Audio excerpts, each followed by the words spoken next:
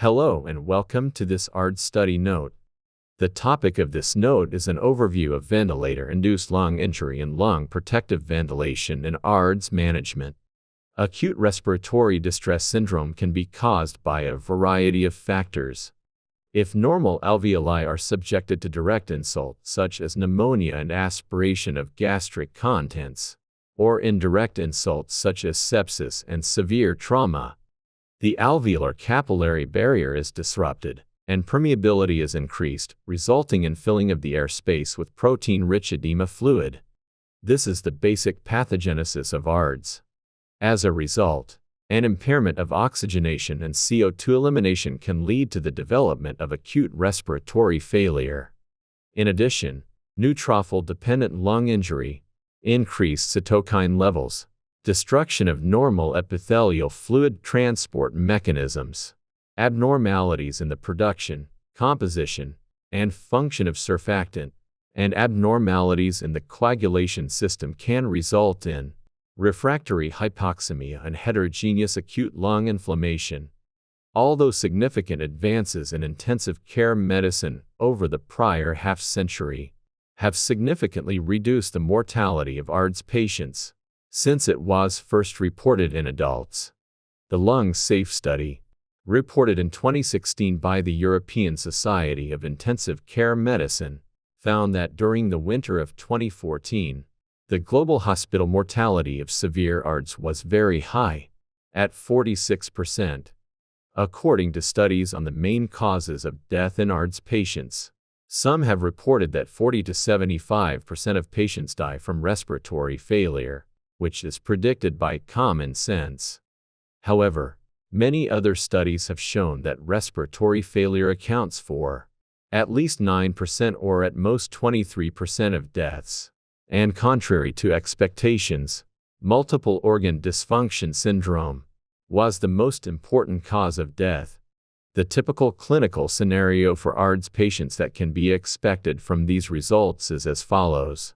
When mechanical ventilation is applied to patients diagnosed with ARDS due to the occurrence of acute respiratory failure, a large number of patients develop multiple organ dysfunction syndrome over time, which can result in death despite improvements in maintenance of oxygenation.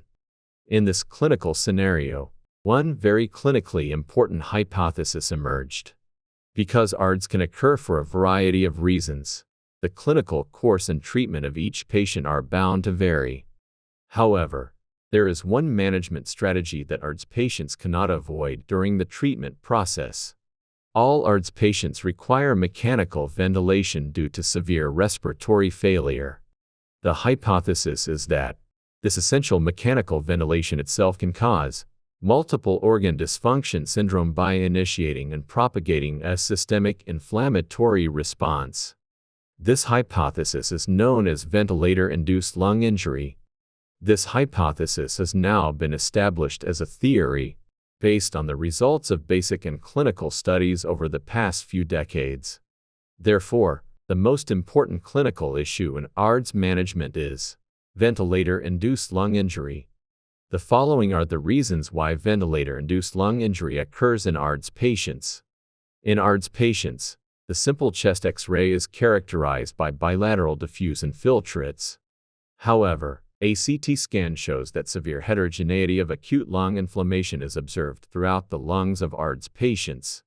In the dependent part of the lung, inflammation, consolidation, and congestion are severe, while the non-dependent part appears relatively normal. In these conditions, if mechanically ventilated with traditional high tidal volume and without PEEP, the alveoli of non-dependent lungs get the physical stretch injuries, and, in the dependent lungs with atelectasis, the alveoli repeat collapse and reopening during mechanical ventilation cycle, leading to atelectroma by shearing force.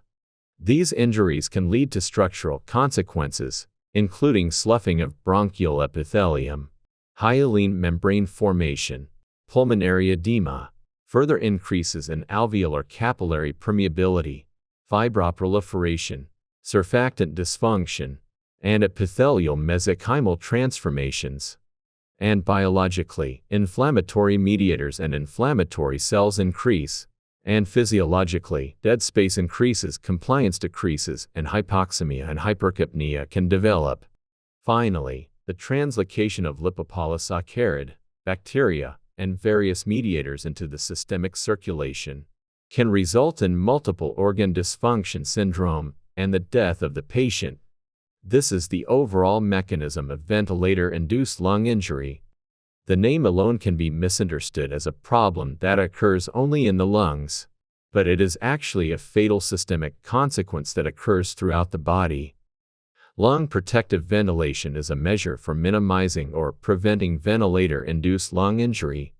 There are four main strategies: low tidal volume, high PEEP, prone position ventilation, and recruitment maneuver. Low tidal volume is used to limit plateau pressure to less than 30 centimeters of water by administering 4 to 8 milliliter of tidal volume per kilogram of predicted body weight.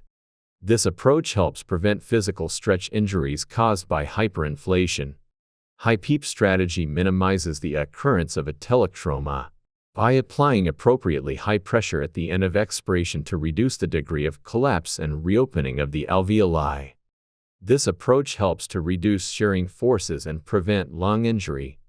In addition, prone position ventilation and recruitment maneuver are strategies that increase homogeneity by reducing heterogeneity throughout ARDS lung. In a broad sense, all four strategies can be considered as lung protective ventilation, but in a narrow sense, only low tidal volume and high PEEP are specifically classified as lung protective ventilation strategies. This was an overview of ventilator-induced lung injury and lung protective ventilation in ARDS management. Thank you for your listening.